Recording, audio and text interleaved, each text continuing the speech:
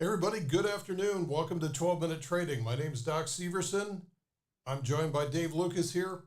Today is the last day of the quarter, March 31st in 2025.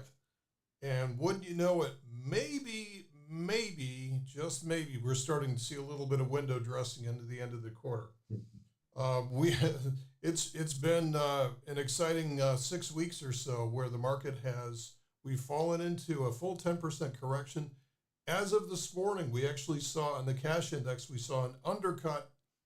And then so far, with 90 minutes to go, we're seeing a reversal. So will this have any legs to it? I think a lot of that depends on how much certainty comes into the market. Dave, what are you thinking, man? Uh, I agree with that. I think the challenge with this market right now is we have definitely changed character from quiet and trending higher to sideways and volatile, which typically turns into trending and volatile, right? So you can think of sideways and volatile, or sorry, quiet and trending, sideways and volatile, trending and volatile. So we've now hit these levels. There are definitely buy programs. I think that's kind of what we're seeing right now, buy program kicking in. But there's a lot of damage done to these charts, right? So we just saw we got back above the 200-day and we lost it, right? And gave it all back. That's like that's a rally in the context of a correction, right? And if you've lived through bear markets before, some of the most fiercest rallies, come like during a bear market. But the structure of it stays intact, right? It's still, even though you get a rally, you're still heading, volatile and trending down. And so right now we're really in that kind of, it looks like the transition from quiet and trending to obviously sideways and volatile, now to the transition into the, trending and volatile, right? So it doesn't surprise me if we get a rally this week. In fact, it probably will come on Wednesday or after Wednesday because tariffs, once they go into effect and everybody knows what they are, that's actually some certainty for the markets. And people will put money to work in different ways and stuff. If you notice today, what's really brought things back is the Dow stocks, right? The banks, the energy, kind of the staples and all that stuff, right? So people are getting into those. But like tech is still down and S&P's up because it's got a mix of all that, but it's not, running like the Dow. So I think the biggest thing that we have to watch for right now is okay, we get a rally, but what happens next, right? Let's say we do rally. Let's say we rally 150 points on the S&P over the next however many days. Do we roll back over? Like, where do we go? So we've got to hold 5,700, right? We got to get above the 200-day on the S&P. Then we've got to get, back above that moving average I like to show in the weekly chart, which is between 5850 and 5,900. And then we have to keep going in order to change that polarity back. It's a lot easier to go down from here than it is to go up from here. And so that's just kind of where we're at, right? And we can talk a little bit more about you and I talked Friday a lot about the bear case, based upon the bigger happenings in the economy, in a bit. But I think this is a good segue maybe to show a little bit of those charts. I think showing 2022 would be good because 2022 had a setup kind of like this. And I know you had a few things that you thought were important. Well, let me run over here real quick. So what we've seen is initially so far we've seen our full 10% haircut, and then like Dave said, we set up with a lower high, and now we have a lower low. Again, this is the cash index. We didn't exactly print the same thing on the ES futures, but as far as the cash index, that's really what I care about right now. So we have technically transitioned into trending and volatile to the downside. Uh, so that's very common. Now, the undercut is what I want to call your attention to. And what we want to do is I'm going to go back here to 2022. Now, guys, I realize that history doesn't repeat, but it does rhyme. Here was our initial move down, which was good for about 12%. We got a much stronger rebound rally off of there. It came up to, I think, the 61.8 retracement. And notice what happened here. Here was the low, and we had an undercut. We're printing almost exactly the same candle today as what we saw back in February of 2022. Okay, so what do we get from that? We got a little bit of a bounce up to a lower high and a lower low, but eventually we did bounce up again. And as Dave said, the actual bounce from this is super strong. Now, when I talk about fractal energy trading, rule number 2 says that reversals start from the inside out. So larger time frames dominate. We have a huge, larger time frame trend, but reversals, which is what everybody wants to spot, they happen from the inside out. They started with the daily chart. So that was a daily chart reversal to a downtrend right there. Okay. Bounce back up. This was a weekly lower high, lower low. That was a weekly transition to a downtrend. And what really happens is when you have a monthly lower high, this is a monthly transition to a downtrend. This is where you get the real strong selling. So right now, if history rhymes, we're right around this area. Now, where it bounces, we don't know. We could just as easily, cut this straight over to here. And like Dave says, maybe just rebound like crazy up to, a lower high. I would anticipate, though, that we're going to have something like this. Now, if I go back over to here, what I'm kind of expecting through this year is probably going to be something like this. I would expect to see something like this year, where we have, just nasty corrections. We bounce up to a lower high, retest the lows, rally up like crazy, go sideways, and then go through the same thing again. Are you telling me that we're not going to have another round of something? We're going to have something that creates maximum uncertainty, because quite honestly, guys, we've got to break this system to fix it. We've got to break the system to fix it.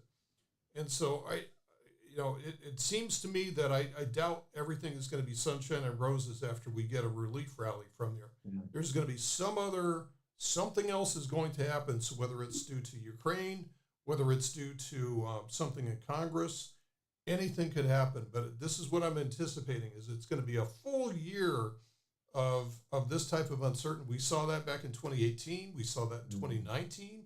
We certainly saw that in 2020. I mean, this is what happens with Trump administrations, is stuff gets done, but the old stuff gets broken. And that creates uncertainty until it gets done. Well, let's kind of unpack that, because I think that's important. I talked a lot about this to my students in my newsletter this weekend. And International Pet Sitter has a question, says she's got to go early, is if this is a bear market, what are your thoughts on how low it will go? I hate to tell you this, no freaking clue, right? If it's a bear market, it can go 20%, it can go 40%, it can go 50%. Like, if you look at basically $18 trillion in the span of 5 years that have propped this thing up, right? So it's like, what happens, and that's the issue, right? It's like, it would be so easy for Trump just to keep the punch bowl going, just keep printing deficits, keep that money flooding in, putting it out in the economy, the markets stay up and everything, right? That is that liquidity there basically to do that. But by the time he's done, you'd be 45, 50 trillion in debt, and I think the challenge is like, it's just not sustainable. And you're starting to see some of the cracks. Like, I don't think people know this, but there were over 1 million mortgages that were like sham mortgages that happened over the last few years that were about to implode and basically create another 2008, and the Fed bought them. Fed's got them on their books. You can go look it up. Go look it up. And so it's like, there's a lot of things that are happening out there that are just, because we've had all this money sloshing around, and you guys have seen it. Like, I wrote this weekend. I mean, like, we gave, through one of these agencies, gave $600 million to universities in Australia. I love Australia. Been there in that part of the world several times. But I don't know why my money's paying for the universities. So at some point, like, if you really want to fix the fiscal house, you've got to take the pain that goes with that. So that would be a bear market, because you're going to shut the spigots off, and you're going to shut off the spigots to the rest of the world, right? Australia doesn't get their 600 million for the universities. Where does the money come from for the universities then? Like you can see, it's not just the US, it's the rest of the world. It's like a giant financial reset. And I likened it to kind of like Bretton Woods, kind of like how they reset the financial system after World War II. Like, are we getting to that point where we're about to reset it again? And it doesn't mean it's bad, but it does mean that you've got to go through that turmoil. And I think the one thing that I'm watching, I think it's really interesting. You guys keep tabs on this, is that a lot of people like Bessent, I've talked about Scott Bessent, who's our Treasury Secretary, wants to get rates lower. And the long end of the curve is the only rates that he can focus on. The Fed controls the short end, right? So the 10 year is what everybody's watching, right? The 10 year, the 10 year, 10 year, right? Will they crash markets to get the 10 year lower? Did you notice the 10 year really hasn't budged? It's sitting at like 4.2, right? All this fear and markets dropping like they did last Friday hasn't budged. But have you watched gold? Gold is going through the roof. And what I think is happening, instead of people piling into treasuries and piling into bonds, because honestly, who wants to lock up their money for 10 years with a country that's 37 trillion in debt and growing at 4%? Like, I mean, I know you got to own, like countries got to own U.S. debt to, be able to do things in the world, buy oil, things like that. I get that, but I think a lot of it's going to gold. And that's why gold is going bonkers to the upside. You look at GLD's up another three bucks today, right? That's 3 days in a row. That's almost up $10 in 3 days, right? And so I think that's what's happening. I think that's probably frustrating Dissent and the administration because they thought, hey, this market turmoil maybe get rates down in the threes and we're not there. But I think I think gold's where it's at. So I make sure you got gold on your radar and just if you're not watching it, it's the highest, best performing asset over the last year. So I like to sell, puts against it. I like to sell put spreads against it. When it's done trending, I like to sell iron condors against it. Right now, GLD specifically, there's some good trades there. So like all in all, that's what we're dealing with. So if you really are going to say, okay, we're going to get the fiscal house in order, we're going to take the $2 trillion punch bowl away, right? Well, you got to come back down to earth from that, and that just is what it is. And we've talked about Reagan going through a nasty 18-month recession and that stuff before. So like it's a similar type thing. I don't know if it's actually possible in the end. Honestly, the wild card is Congress because Congress is the one that actually decides on the money. And what I mean by that, and this is the last point, we can get into some of these questions. What I mean by that is Elon, Trump, all these guys can find all this stuff to cut all they want. They can even stop paying it, right? But if Congress still keeps appropriating $7 trillion in spending, that money gets printed. Whether it's used or not, it continues to get printed and racks up in the debt. We still have to print it, right? Even if it sits in a bank account. That's the big challenge, I think. Here's my understanding is that the only thing that Doge is cutting is stuff that Congress did not authorize. So a lot of these agencies went off and created all these little spider organizations on their own without congressional approval. So they're going in and cutting all that stuff as well as just outright fraud. So anything, to your point, Dave, so anything that Congress still decides to vote and fund, they can't do anything about that. Yeah, and you can still cut it, but again, if Congress comes in, like our fiscal year goes October to October in the US. Trump's first year is going to have almost a $2 trillion deficit because they've just passing CRs to keep spending where it's at. So his entire first year, still racking up the deficit. Now coming into October, that's where the rubber's going to meet the road. Do these guys have the guts to sit down and truly cut that spending? Because if they keep appropriating it, even if, again, if Elon's identifying things that Congress can cut too, right? If they don't do it, that money still gets printed and we still rack up debt, and that money doesn't make it into out of the government. Then it sits there, and so you're still in the same boat. So it's a mess. We're just gonna have to see how it pans out, and that's why you should have a case in your trading, being prepared for what a bear market would look like, right? And a recessionary environment would look like, because it may take that to truly fix this. And so you should be thinking now, what do I do if that happens? What's my trade gonna be?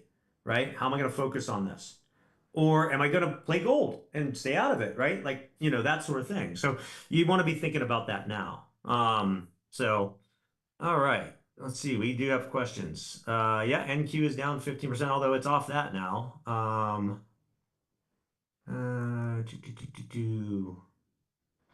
Yeah, I don't know if there's any questions in there. no There's a lot questions, of just comments comments. from Nasky. Thanks, Right. Nasky. But yeah, you could show that chart on gold, I think is interesting to see right now too on GLD. Here, before we move off the S&P or the equities markets, Yeah, again, there's everybody wants to know, like, is this going to run into a bear market?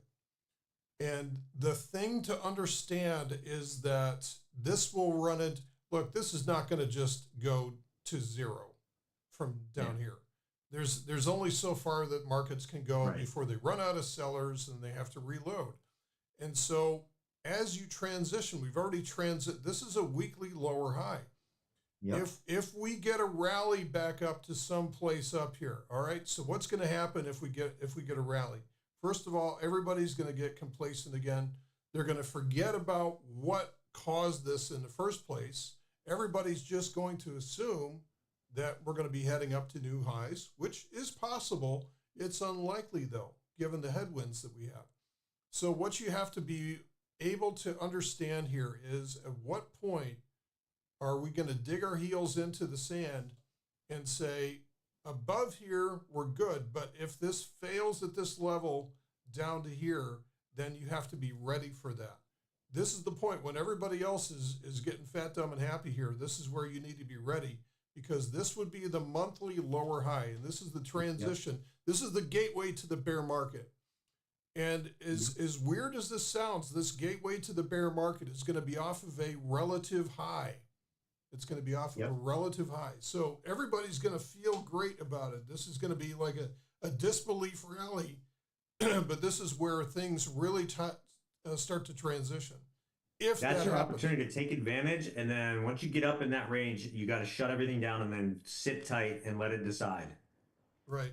Okay, so gold. Wow. Yeah. Now, GLD's been ripping. full disclosure, I have decided to sell some of my gold position into this rally just because we're at a point of stupidity that always in the past I'm like, well, why didn't I sell? Well, it didn't make sense to sell at the time, but this is what I've been doing over the course of the last year or so is learning to go against my feelings. So one of the things that we determined was gold had a huge. I mean, this is a 15-year pattern here, which is a cup with Mhm. handle. It's already hit the target. We're already Yep. into exhaustion. We're already into exhaustion in multiple time frames. So I have lightened up my portfolio into this. I'm not saying that it's going to end, but it's okay to sell and to strengthen. I want to encourage you guys to to look at things. So like over the past year, one of the things that I did was AMD. I got a great move. I sold half of my position here. I sold the other half as it started to transition lower. Learn how to sell. This is what will keep you afloat longer term. Amazon. I've held Amazon for a number of years, and it's starting to transition into a larger term downtrend. So out it went. And don't be surprised if the next level of the bull market, if and when it comes, is going to have new leadership. Don't be surprised because usually bear markets terminate the leadership of the previous winners. Let's see. No, those are all good points, and I agree. Gold seems like it's going parabolic. Peter Schiff would argue that it's just finally catching up with its real value, right? Right. But that's why I said watch that chart, because what will see is gold will dip if markets start to rally again. And then look for the opportunity there. It's about done with its daily chart energy right now. So it's probably ready to pause from this move that it's had recently, which maybe even pull back. I'm kind of waiting for it to pull back again before I sell again on it. But It's just out of all the charts right now, it's the best quiet and trending chart. If you're looking for a quiet and trending, up grind market, and those are the easiest ones to trade, right? Another thing to look at too, and I'll give you guys this. I'm doing this. I didn't put this in my newsletter, but I'm starting to experiment again with what was my strategy for many, many years, right? Back when we did just basic, like we had one cycle of options every month and everything else. So my old strategy that I got famous for, that I've kind of gone away from in recent years because I've been trading on shorter terms, but I'm starting to experiment again with it because in a market like this, it kind of like it's like there's all this noise, and if you can just smooth out the noise and stay out of the fray, you're in good shape. So my strategy for many years was to go 4 to 6 months out when a stock was at the like lower Bollinger Band and had exhausted energy, and then sell at or below the 52-week low on that stock, or as close as I could get to it, right?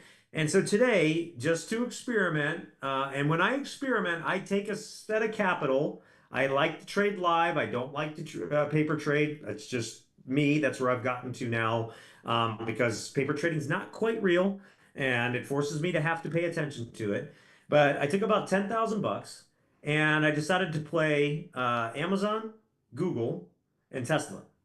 And I went out to August, and I can tell you, on Tesla, I went and I sold, and my goal is to sell around a 10 delta and get a 10% return on risk minimum.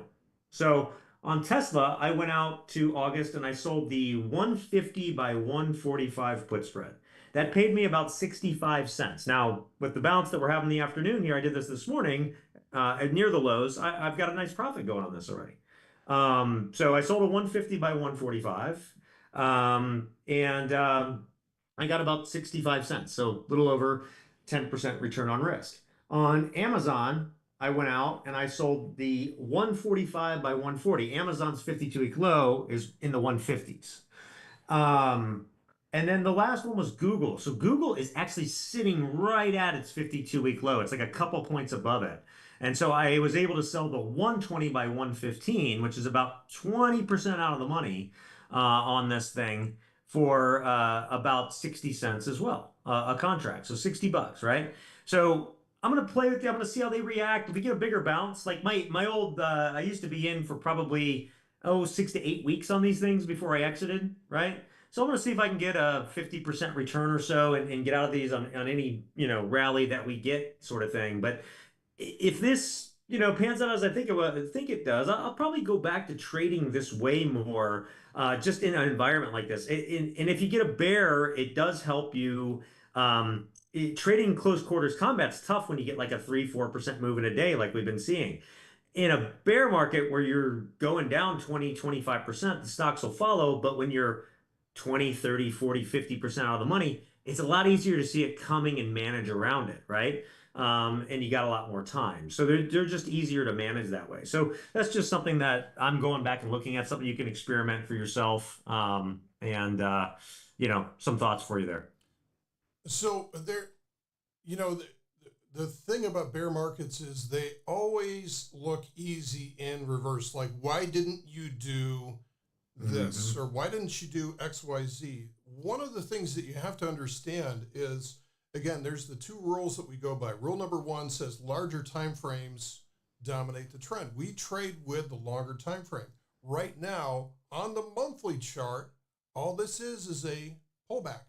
Right. It's not a downtrend. It is not a downtrend. So, therefore, we have to trade along with that monthly uptrend. We're still trading the monthly uptrend. So right now we're going through some transitional strategies to try to take advantage of this. However, if that monthly uptrend turns into a lower high and goes to a downtrend, then that's a whole other equation, right? Yeah, look out. Look out below. That's a whole other equation. But there's a great saying by Peter Lynch, who probably said this maybe 40 years ago. There's been way more money lost anticipating bear markets than have ever been lost trading bear markets, right? Yep. So most people when they see red candles all of a sudden freak out and say, oh my God, it's the bear market, where it's not. Most of the time, Dave mentioned that we go from sideways and volatile, and then we can transition into trending and volatile. We could However, it's transition back though. relatively rare. Yeah. It's relatively rare. Most of the time, we go into sideways markets, we revert back up into uptrends. If you want to, prove that to yourself, look at what's happened in the last 2 years. Okay. Totally, yeah, exactly, guys. That's why, like I said, Doc and I were gaming this on Friday, and yeah, we have to have a plan for the bear case. We have to know what we'll do if that shakes out, and ultimately happens. But the chances of it happening, actually, because we just went through one a couple of years ago, are actually historically very small. I'd have to pull it up, but it's like every 7 years or something like that, where you have a bear market that's that like deep 30-40%. So it's really, it may be longer than that. It's actually quite rare. 10% correction, happens just about every year, right? So that's pretty normal. So this just may be our 10% correction for the year. I'm telling you, if certainty comes into this market in any way, this market's going to rip. Now, again, that's what we watch. Do we get over these levels and hold them? Do we get to where we can put in a higher high? Do we hold that? Like, that's what you have to watch for at that point. But it's definitely there's definitely the setup to rip higher on that certainty if it comes in, and it could. Tomorrow you could hear from a bunch of countries saying, "Okay, we're going to cut our rates on your tariffs, and we're going to try to be nice." Like, you could see all that happen tomorrow, and all of a sudden this market's up 5% in a day. This is the type of place we're in. The other thing, I mean, I've spent a career studying bear markets, because every time, like that you get into a comfortable position, all of a sudden a bear market comes along, and it can be really disconcerting for a while. And so I've spent a lot of time studying these things. And there's one thing that I would say with certainty that is always true. The worst selling always occurs at the very end of the bear market. It's not the beginning. The beginning is more of a shot over the bow. It's like, hello, hey, you're not in control anymore, Mr. Complacency, party's over. But the very worst selling of every bear market always occurs at the very end. If you want to study that, look at 2007, 2008. What happened was 2007 started getting really nasty and noisy, and it started getting uncomfortable. But the worst selling came near the end. I would say October 2008 was the worst selling. And the shot over the bow too. You have multiple shots over the bow for that one. I mean, Bear Stearns went, what, 8 months earlier? It started in February of 2007 with the carry trade being unwound, and then it started propagating to like you talked about. Bear Stearns was in March of 2007. That was an early thing. And then we had Lehman Brothers didn't happen until September of 2008. So we're talking about a whole year and a half where this took forever to unwind, before it really fell apart by pieces. Like, if you guys haven't seen it before, watch The Big Short. Actually watched that this weekend. It's I took forever. I took over 10 years to watch that movie, because I had no interest in watching it when it first came out, because it's worth it.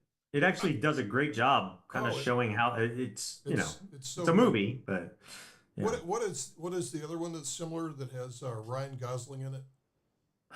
And I don't remember. It's not The Big Short. It's like they both came out at the same time. Right. They kind of had both. It had who's the guy from The Office in it as well too. Well, that's The Big Short. You're right. The Big Short's got Steve Carell in it. Steve Carell. Okay, so what's the other? What's the other one? Oh, Margin Call. Margin Call. Yeah. Okay. Yeah. So watch The Big Short and Margin Call, kind of like, back-to-back weekends if you want to get yourself into the bear market mood. And pay attention to the macro things, guys. I mean, like I mentioned about those FHA mortgages being bought up by the Fed, like those are signs, those are things to watch. In fact, if you watch they did a good job of being pretty accurate in The Big Short about what those guys went through. And like when they're going to Florida and they're talking to the real, and they're like, it's just a dip, it's just a lull. And then they're like going to these neighborhoods and like, Yeah. like 80% of the neighborhoods like disappeared from their houses and left them vacant, and they're like the all the bills are piling up and everything. Like, you can see and kind of sense that stuff happening out there and stuff. So I don't think we're in that place yet. But, credit card debt, all-time high, defaults are coming on. There's things like that are happening out there. It's important to pay attention to. You even saw that in the movie. You even saw that in the movie. Like you had all these pillars just like falling over Yep. on the economy, yet it wasn't. It was still being propped up. This is why the Yeah. worst selling always occurs at the very end. Well, and This of is course, why. like the Fed and everybody were coming out saying everything's fine, it's great, blah blah blah, right? So it's the same crap every time. So yeah, It's like healthy paranoia is always good to have in the it's like the market. Kevin Bacon in Animal House. Do not panic. All is well. All is well. All right. I know we're a little bit over. Any other questions before we drop today? Yeah, appreciate you guys coming in and asking questions. So it's always uncomfortable when markets move into corrective.